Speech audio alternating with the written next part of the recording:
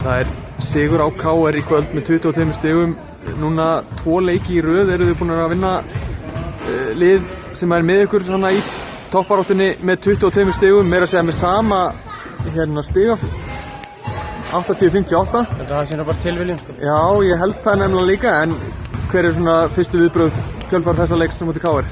Bránaður að unni og voru þéttar varnarlega, sérstaklega í seinni.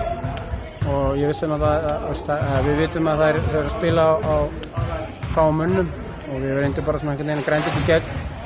Það slóku svo út á læri en þið byrjuð með svæðisvörninni og aftur á móti vorum við kannski ekki að hitta mjög vel á móti. Við vorum að finna ákveðst lausnir en voru svolítið fyrstu 3-4 skoti fór Jóni opnu þristandi.